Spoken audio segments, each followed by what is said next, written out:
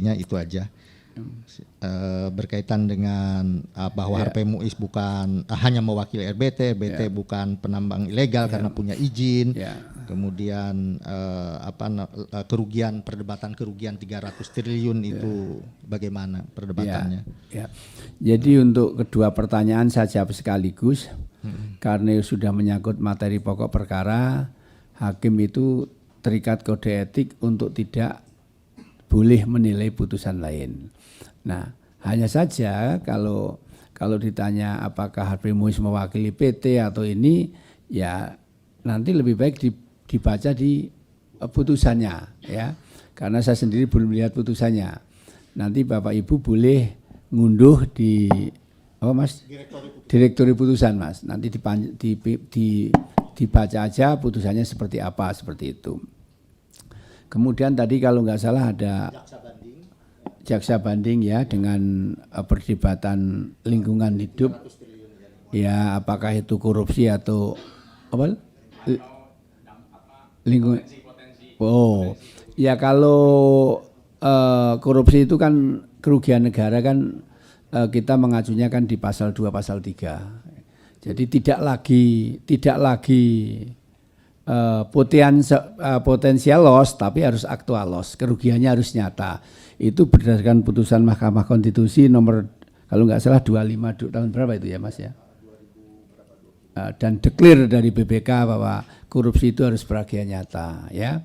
Tapi kalau di lingkungan hidup kan potensi ya, potensi itu. Nah, itu tapi saya tidak menyinggung pokok perkaranya ya karena kita nggak ini. Tapi kalau secara yang saudara tanyakan tadi kan seperti itu batasannya. Kemudian masalah banding ya. Memang berdasarkan ketentuan pasal 67 KUHP ya bahwa para pihak baik itu jaksa maupun terdakwa itu kalau tidak puas terhadap putusan pengadilan maka yang bersangkutan dapat melakukan upaya hukum banding.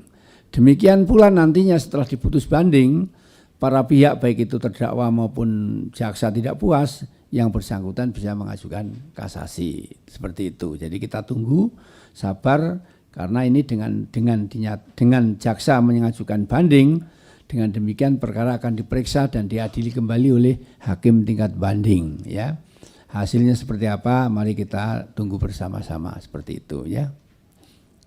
Kemudian dari Mbak Yeyen ini sebenarnya tadi sama pertanyaannya dengan sebelumnya berkaitan dengan pernyataan Presiden bahwa koruptor dihukum 50 tahun. Ya.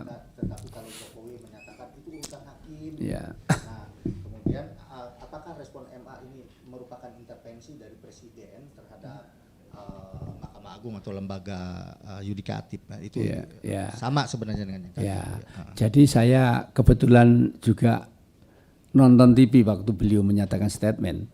Jadi statement beliau kan begini, kalau sudah jelas-jelas, kalau nggak salah mau dikoreksi ya, kalau sudah jelas-jelas terbukti korupsi dan korupsinya besar begitu, ambok yo di 50 tahun gitu, nah itu nggak intervensi, ya kan penegasan aja. Kalau sudah jelas-jelas, artinya sudah terbukti evidensinya lengkap ya, sesuai dengan alat bukti yang tertera dalam pasal 184 KUHP terpenuhi semua gitu, sehingga dua alat bukti dan keyakinan hakim. Maka kalau sudah terbukti, kalau nggak salah begitu, sudah terbukti, itu kan imbuannya begitu. Jadi tidak intervensi kepada yudikatif. Intervensi itu kalau merah kau bikin hijau, itu intervensi. Beliau kan nggak begitu toh, begitu. Jadi kita tidak merasa diintervensi. Ya.